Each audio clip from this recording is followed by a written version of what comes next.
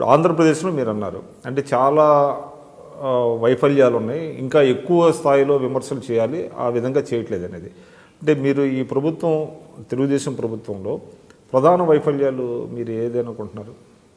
అంటే మొదటిది అసలు తెలుగుదేశం రాష్ట్ర విభజన జరిగింది 1955, అప్పుడు 55లో కానీ మొన్న 2013లో కానీ ఆంధ్ర ప్రాంతంలోనేమో కలిసి ఉండాలని, తెలంగాణ ప్రాంతంలో విడిపోవాలని మీ ప్రజాభిప్రాయాలు. వీటన్నిటితో మొత్తాన్ని చారిత్రకంగా ఒక విభజన జరిగింది, ఆ దశ అయిపోయింది. కానీ అయిపోయిన తర్వాత ఏం చేయాలి? విడిపోయిన చోట నలుగురిని కలుపుకొని ఒక ఏకాభిప్రాయ సాధన కృషి చేయాలి కదా. అంటే నేను తరచూ విభజిత క్షుభిత హృదయాలు అక్కడ ఉన్నాయి. కొంత గాయం, మాకు ఇష్టం లేకపోయినా విడగొట్టారన్నాయి. ఇటువంటి అప్పుడు వచ్చిన ప్రభుత్వం ఏం చేయాలి? అందరినీ కూడా కలుపుకొని ఒక భరోసా కల్పించడానికి, ఒక అందరం తెలుగు వాళ్ళం, అంత మొత్తం ఈ ఉద్యమాలన్నిటికీ తెలుగు వాళ్ళు అనేదే కదా. కాబట్టి ఆంధ్రప్రదేశ్ అనే ఒక ఏకోన్ముఖ దృక్పథం ఎప్పుడూ తీసుకోలేదు తెలుగుదేశం పార్టీ, తెలుగుదేశం ప్రభుత్వం, అందులో చంద్రబాబు నాయుడు అనేది తప్ప. రెండు పార్టీలుగా విడిపోయి జగన్మోహన్ రెడ్డి అంటేనో వైసీపీ అంటేనో వ్యతిరేకత, విముఖత, ఆ కోణం తప్పితే రాష్ట్రము ఒక విస్తృత కోణంలో వెళ్ళాలనేది లేదు. రెండవది అనేక కారణాల వల్ల కమ్యూనిస్టులకు, కాంగ్రెస్కు స్థానాలు రాలేదు కాబట్టి వాడికి స్థానం లేకుండా పోయిందా? ఇంత చరిత్ర ఏమైంది? భవిష్యత్తులో అవసరం లేదా? కాబట్టి చంద్రబాబు నాయుడు గారు ముఖ్యమంత్రిగా ఉన్నా అక్కడ కేంద్రంలో చక్రం తిప్పాడు. చక్రం పెట్టింది హరికిషన్ సింగ్, సుర్జితే కదా వాస్తవానికి. సుర్జిత్, జ్యోతిబాసు, విపి సింగ్ లాంటి హేమహేమీ లేకపోతే చంద్రబాబు నాయుడు అప్పుడు చాలా ఇష్టము. చంద్రబాబు చాలా ఇష్టం అంటే యువకుడు, అప్పుడే ముఖ్యమంత్రి. నాతోనే అన్నారు సుర్జిత్ గారు, నేను సుర్జిత్, జ్యోతిబాసు వీళ్ళందరినీ ఎప్పుడు అనువాదం చేసేవాడు నమూదిరిపాద్ దగ్గర నుంచి. నేను అడిగాను చంద్రబాబును, దేవగౌడ ఎవరు ప్రధాని కావాలంటే జ్యోతిబాసు కాలేదు, ఒప్పుకోలేదు పార్టీ. ఆయన కూడా you be the prime minister అన్నాను. దేవగౌడ ఒప్పుకున్నాడు. కన్వీనర్గా ఎవరిని పెట్టాలంటే యంగ్ మ్యాన్ ఉన్నాడు కదా, చంద్రబాబుని పెడదామని నేను అన్నాను. అందరూ ఓకే చెప్పారని. ఇంత అంటే కమ్యూనిస్టుల సహకారం తీసుకొని ఆ రోజు కాంగ్రెస్కి వ్యతిరేకంగా ఒక అంటే నేషనల్ ఫ్రంట్ కానివ్వండి, తర్వాత యూడిఎఫ్ కానివ్వండి వచ్చినాయి. సో కమ్యూనిస్టులు ఎప్పుడు కూడా చంద్రబాబు గారికి అంత సహకారం అందిస్తూ వచ్చినాయి, జాతీయ స్థాయిలో కానివ్వండి, రాష్ట్ర స్థాయిలో కానీ అదే చంద్రబాబు నాయుడు గారు కమ్యూనిజం లేదు, టూరిజం మిగిలింది అనేటువంటి ఒక పదాన్ని 2000 సంవత్సరంలో వాడటం అన్నది జరిగింది. అది ఏ విధంగా హర్ట్ అయి ఉంటారు కమ్యూనిస్టులు?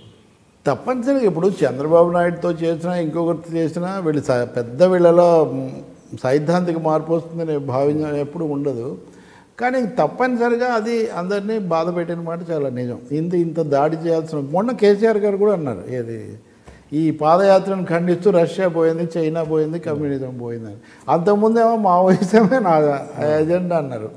నాయకులు వీళ్ళు ముఖ్యమంత్రులుగా ఉన్నప్పుడేమో కమ్యూనిజం కనపడదు, మళ్ళీ వాళ్ళు ప్రతిపక్షంలో ఉన్నప్పుడు అదే నిజము. మళ్ళీ 2009లో కలిశారు కదా, అప్పుడు ఎంత ప్రయత్నం చేశారు, ఎన్నిసార్లు తిరిగారు, వచ్చారు. అది అప్పుడు చంద్రబాబు నాయుడు గారు స్వప్నలోకంలో ఉన్నారు. నిజంగానే ఆయనను ప్రపంచ బ్యాంకు స్వప్న మంత్రివర్గంలో డ్రీమ్ క్యాబినెట్, ప్రపంచానికి ఒక డ్రీమ్ క్యాబినెట్ ఏర్పడితే అందులో చంద్రబాబు నాయుడుకు చోటు ఉంటుంది అని అది కూడా మన మీడియాలో పెద్ద ప్రచారం. డ్రీమ్ క్యాబినెట్ ఏంటంటే అసలు దాంట్లో చోటు ఏంటంటే అసలు ప్రపంచ ఆర్థిక వ్యవస్థలో భారతదేశం స్థానం ఎంత, అందులో ఆంధ్రప్రదేశ్ స్థానం ఎంత, దీనికి ఆయన చీఫ్ మినిస్టర్ని కాదు, సీఈఓను. అంటే వీళ్ళు చేయలేదు కదా, అక్కడ వేరే ఒక అమెరికన్ వాళ్ళు చేశారు, నేను కాదంటలేదు. దానికి ఎంత ప్రాధాన్యత మనం ఇవ్వాలి, దానికి ఎంత విలువ ఇవ్వాలి, అదే కదా భ్రమ. ఒక హైప్ అనమాట. భ్రమలో నేను ఎప్పుడు మీరు ఇందాక అన్నట్టుగా ఈ విశ్లేషణలో తరచూ నన్ను అనేక మంది మాట్లాడిస్తుంటారు. వీళ్ళందరూ ఒకటి చెప్తారు, మీరు ఉన్నది ఉన్నట్టు చెప్తారండి, దానివల్ల మాకు స్పష్టత వస్తూ ఉంటుందండి. భ్రమలు పెట్టడము, దుష్ప్రచారం చేయడము, ఈ రెండు మటుకు ప్రభుత్వాలకు. భ్రమలు అంటారా వాటిని లక్ష్యాలు అంటారా? ప్రభుత్వాలేమో లక్ష్యాలు అంటే ఇప్పుడు 2020 ఉంది. భ్రమ ఎలా ఉంటుందంటే విక్రమ్ గారు, ఇప్పుడు అమరావతి ప్రపంచంలో ఉన్న 5 నగరాల్లో ఒకటిగా ఉంటుంది అని చంద్రబాబు నాయుడు అంత అనుభవజ్ఞుడు చెప్తే దాని భ్రమ అనక నేను నిజమని ఎలా అంటాను? అసలు ప్రపంచంలో ఎన్ని నగరాలు ఉన్నాయి? ఈ మధ్యనే వాషింగ్టన్ పోస్ట్ పెద్ద నివేదిక వాళ్ళు ప్రచురించారు. అందులో అసలు ప్రపంచంలో నగరాలు ఎలా కునరిల్లిపోతున్నాయి, ఏం జరుగుతుందని. అమరావతి నిజంగా 20 ఏళ్ల వరకు పూర్తే కాదు అని ఆయనే చెప్తారు. భారతదేశంలో 5-6 నగరాల్లో అమరావతి ఒకటి అవ్వడమే ఒక పెద్ద సమస్య. ఇప్పుడు హైదరాబాద్ ఎప్పటికైందండి, మళ్ళీ వీళ్ళే చెప్తారు నేను వచ్చాక హైదరాబాద్ అభివృద్ధి అయిందని. మరి 400 ఏళ్ళ హైదరాబాద్ మీరు వచ్చాక అభివృద్ధి అయిందంటే అమరావతికి కాలం మారిందనుకో 2050 నాటికి కావాలి కదా. కాబట్టి భ్రమలంటే అవి వెంటనే ఒక అంత ఇటీవల కాలంలో ఒకటి వచ్చిందండి, ఇది ప్రత్యేక హోదా అనేటువంటిది మన రాష్ట్రాన్ని అంటే ఆంధ్రప్రదేశ్ని కుదిపేసినటువంటి వాస్తవం. ఆ ప్రత్యేక హోదాకి అన్ని పార్టీలు అంటే ఒక్క తెలుగుదేశం తప్ప దాదాపుగా అన్ని పార్టీలు కూడా సమరం అంటే ఉద్యమాలు కానివ్వండి, లేకపోతే ప్రజా చైతన్య కార్యక్రమాలు కానివ్వండి, ఇవన్నీ చేసినాయి. అయితే ప్రత్యేక హోదా ఉన్నటువంటి త్రిపురకి పెద్దగా ఉపయోగం జరగలేదనేటువంటిది మాణిక్ సర్కార్ గారు చెప్పారు అనేటువంటిది వాదన వచ్చింది. అది ఎంతవరకు వాస్తవం? అది చాలా పొరపాటు అండి. అంటే సత్యాన్ని ఇటు నుంచి కాకుండా అటు నుంచి చూపించడం.